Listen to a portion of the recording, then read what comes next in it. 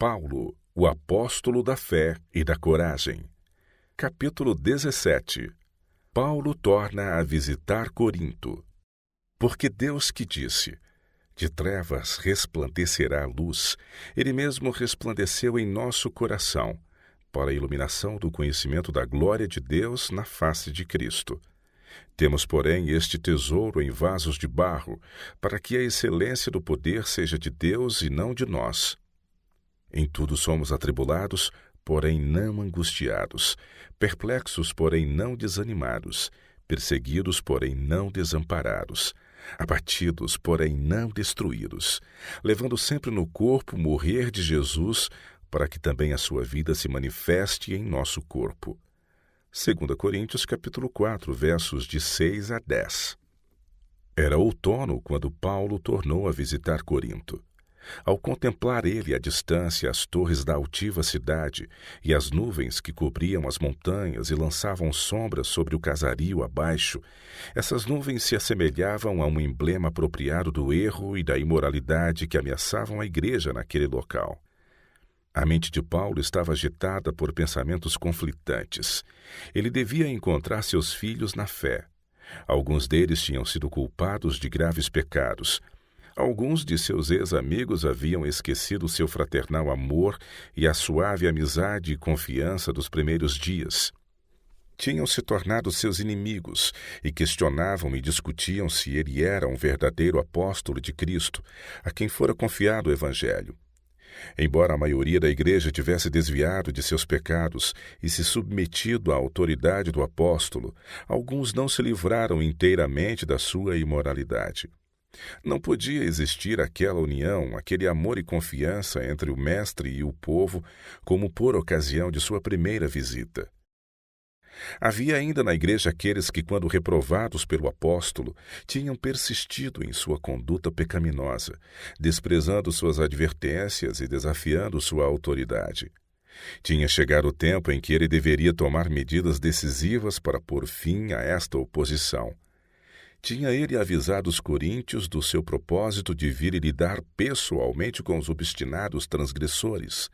Mas agora, estando ausente, o digo aos que outrora pecaram e a todos os mais que, se outra vez for, não os pouparei, posto que buscais prova de que em mim Cristo fala.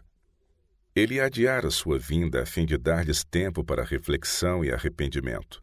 Mas agora todos os que continuavam em seu caminho de erro e pecado deviam ser separados da igreja de Cristo.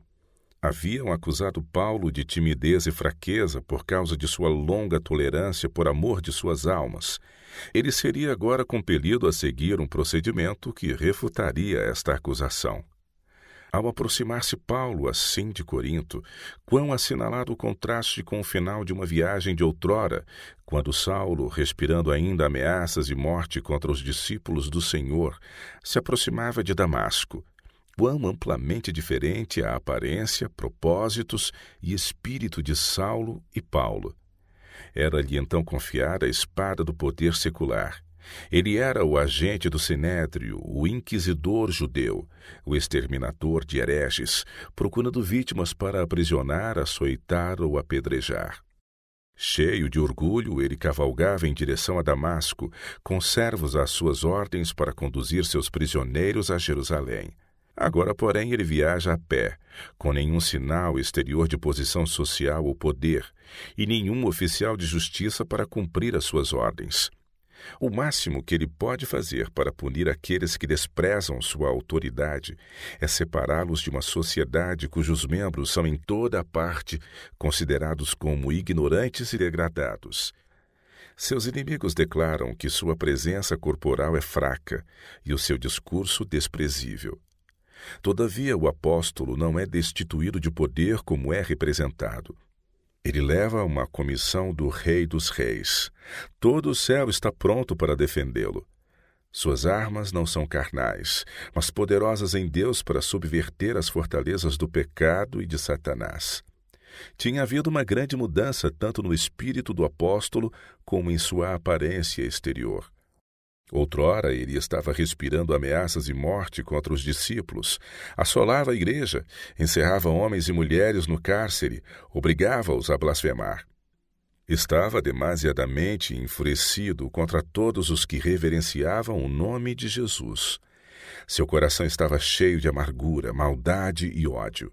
Todavia, ele estava tão iludido a ponto de imaginar-se servindo a Deus, enquanto em realidade estava fazendo a obra de Satanás.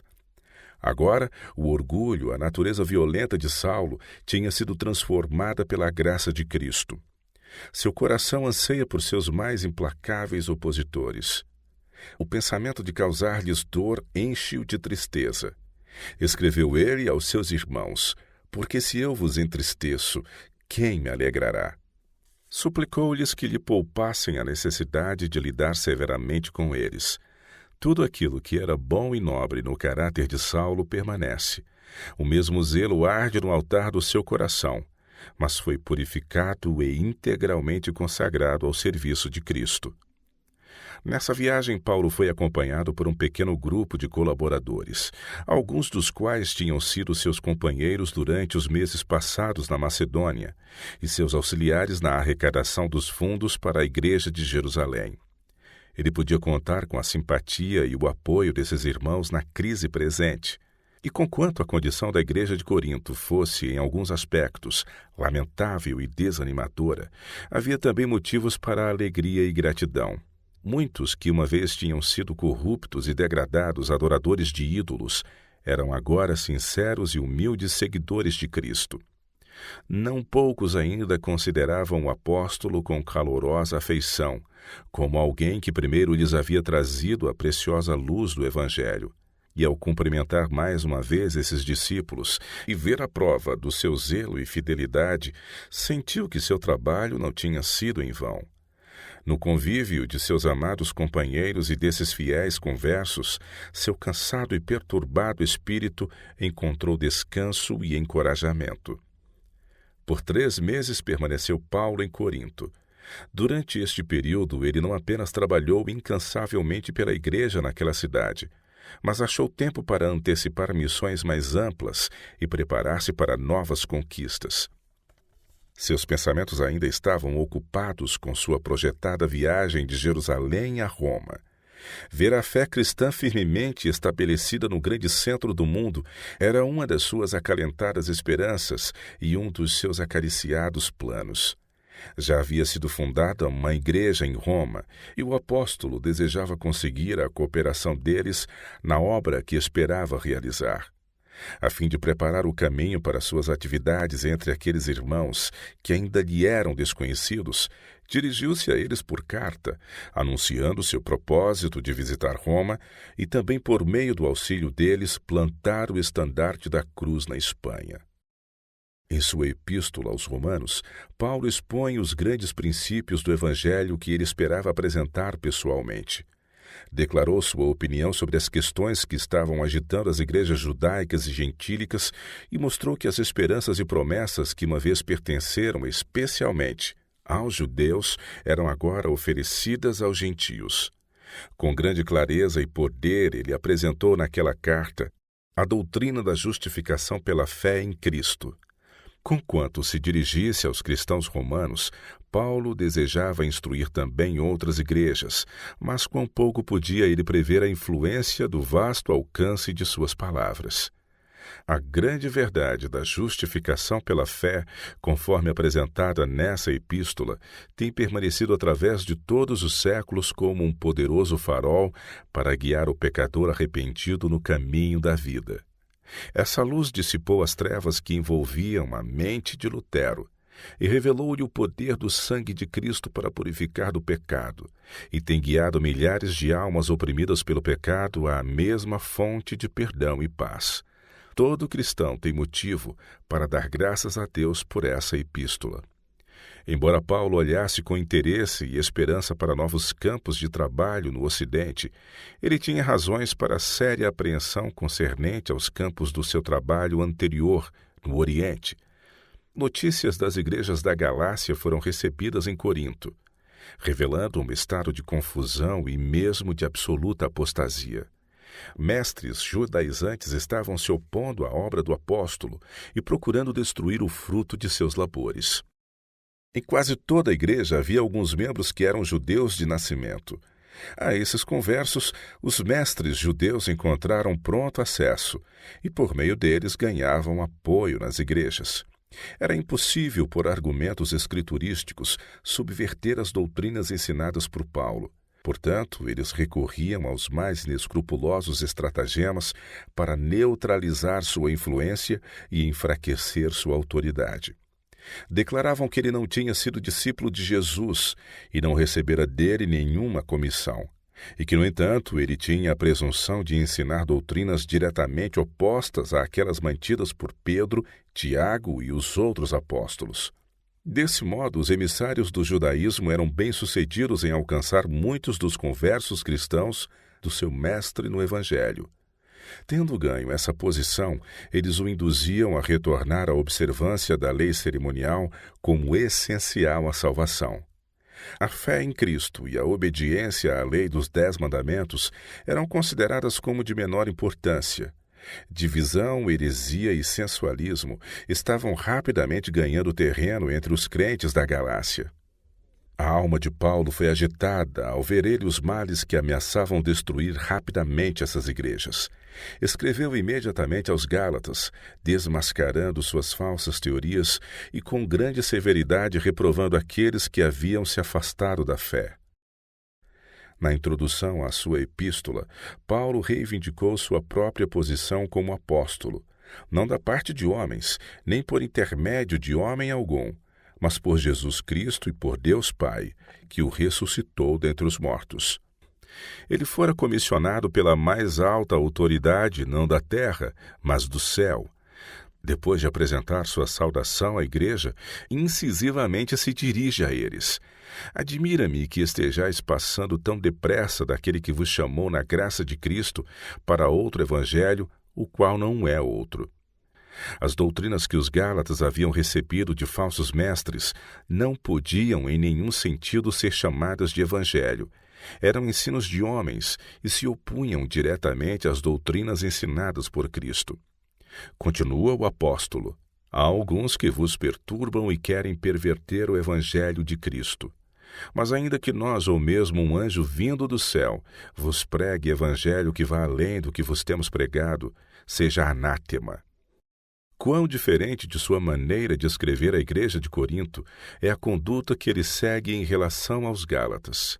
Ao lidar com os crentes em Corinto, ele manifesta grande cuidado e ternura, ao passo que reprova os Gálatas com firme severidade. Os coríntios tinham sido vencidos pela tentação e enganados pelo engenhoso sofisma de mestres que apresentavam erros sob o disfarce da verdade. Tinham se tornado confusos e desnorteados. Ensiná-los a distinguir o falso do verdadeiro exigia grande cuidado e paciência da parte de seu instrutor. Aspereza ou imprudente assodamento teriam destruído sua influência sobre aqueles a quem ele procurava beneficiar. Nas igrejas da Galácia, o erro notório sem máscara estava suplantando a fé do Evangelho. Cristo, o verdadeiro fundamento, era virtualmente renunciado pelas cerimônias obsoletas do judaísmo. O apóstolo viu que para que estas igrejas fossem salvas das perigosas influências que as ameaçavam, deviam ser tomadas as mais decisivas medidas, dadas as mais vigorosas advertências, a fim de levar tais igrejas a um senso de sua verdadeira condição. Lidar sabiamente com diferentes classes de pessoas, sob variadas circunstâncias e condições, é uma obra que requer sabedoria e bom senso, iluminados e santificados pelo Espírito de Deus. O ministro de Cristo deve aprender a importância de adaptar seus labores à condição daqueles a quem procura beneficiar. Ternura, paciência, decisão e firmeza são igualmente necessárias, mas devem ser exercidas com o devido discernimento. É somente mantendo uma ligação íntima com Deus que seus servos podem enfrentar judiciosamente as provações e dificuldades que ainda surgem nas igrejas. Paulo havia apresentado aos Gálatas o Evangelho de Cristo em sua pureza. Seus ensinos estavam em harmonia com as Escrituras, e o Espírito Santo havia testificado de seus labores.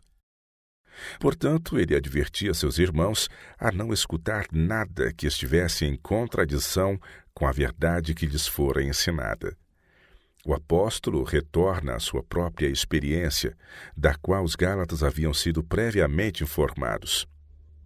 Relembra-os de sua proficiência na cultura dos judeus e seu zelo pela religião deles.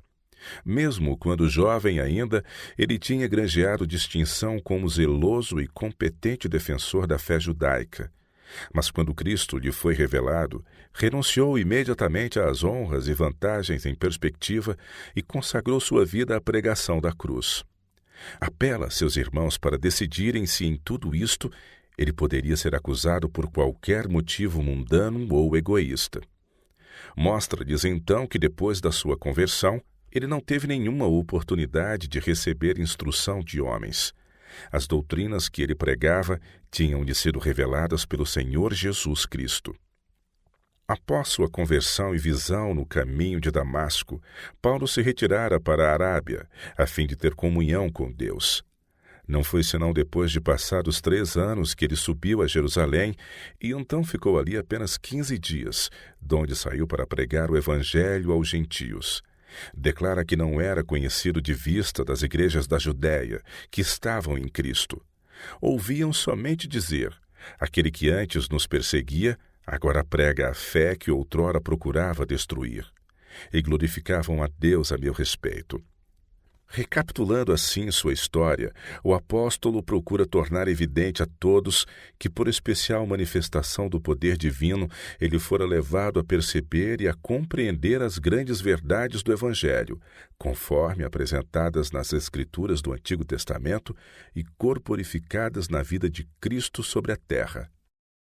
Foi o conhecimento recebido do próprio Deus que levou Paulo a advertir e a admoestar os Gálatas daquela maneira solene e positiva. Ele não apresentava o Evangelho em hesitação e dúvida, mas com a certeza de bem fundada convicção e absoluto conhecimento. Em sua epístola, ele assinala claramente o contraste entre ser ensinado pelo homem e receber instrução direta de Cristo. O apóstolo recomendava com insistência aos Gálatas, como o único procedimento seguro, deixar os falsos guias por quem eles tinham sido desencaminhados e retornar à fé que tinham recebido da fonte da verdade e sabedoria. Esses falsos mestres eram homens hipócritas e não regenerados, de coração não santificado e de vida corrupta. Sua religião consistia em uma rotina de cerimônias, por cujo desempenho eles esperavam receber o favor de Deus. Não tinham nenhuma apreciação por uma doutrina que ensinava: se alguém não nascer de novo, não pode ver o reino de Deus. Tal religião exigia sacrifício muito grande, e por isso se apegavam aos seus erros, enganando-se a si mesmos e enganando outros. Suprir formas externas de religião em lugar de santidade de coração e de vida é ainda hoje tão agradável à natureza não renovada como nos dias dos apóstolos. Por este motivo são abundantes os falsos mestres, e o povo escuta avidamente suas doutrinas ilusórias. É o estudado esforço de Satanás desviar a mente dos homens do único caminho da salvação: fé em Cristo e obediência à lei de Deus. Em cada século, o arqui-inimigo adapta suas tentações aos preconceitos ou inclinações do povo. Nos tempos apostólicos, levou os judeus a exaltar a lei cerimonial e a rejeitar a Cristo. Nos dias atuais, ele induz muitos cristãos professos, sob a pretensão de honrar a Cristo, a lançar desprezo sobre a lei moral, de ensinar que seus preceitos podem ser impunemente transgredidos. É o dever de todo fiel servo de Deus, firme e decididamente, opor-se a esses pervertedores da fé e destemidamente desmascarar seus erros pela palavra da verdade. Paulo continua vindicando sua posição de que ele é apóstolo de Cristo, não pela vontade dos homens, mas pelo poder de Deus. Ele descreve a visita que fez a Jerusalém para conseguir uma resolução das próprias questões que agora estavam agitando as igrejas da Galácia, quanto a se os gentios deviam submeter-se à circuncisão e guardar a lei cerimonial. Esta foi a única ocasião em que ele tinha acatado o parecer dos outros apóstolos como superior ao seu. Primeiro, ele havia buscado uma entrevista particular para pôr o assunto em todos os seus aspectos, em todas as suas implicações, diante dos principais apóstolos Pedro, Tiago e João. Com previdente sabedoria, ele concluiu que se esses homens pudessem ser levados a tomar uma posição correta, tudo estaria ganho.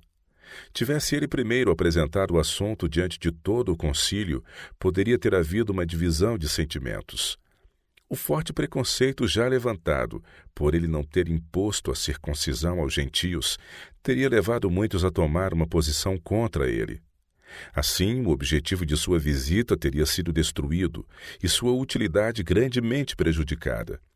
Mas os 3 principais apóstolos, contra quem não existia tal preconceito, tendo eles mesmos sido convencidos da verdadeira posição, levaram o assunto perante o concílio e obtiveram de todos a concordância na decisão de deixar os gentios livres das obrigações da lei cerimonial.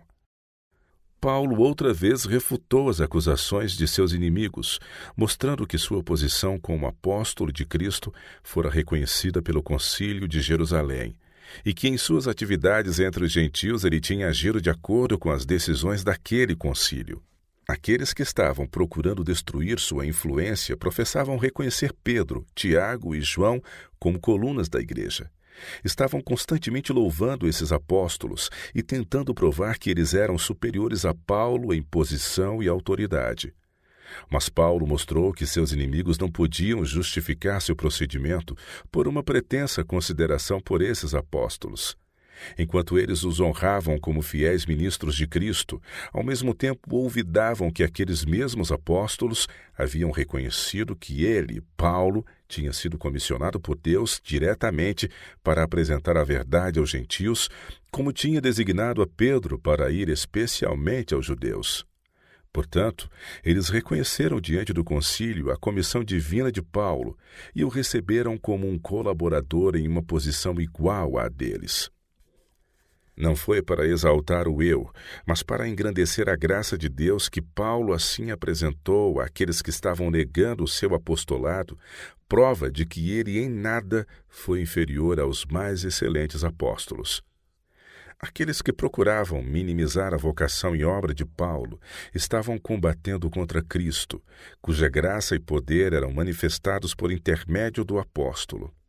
Portanto, Paulo sentia que era forçado pela oposição de seus inimigos e mesmo pelo procedimento de seus irmãos a tomar uma decidida atitude para manter sua posição e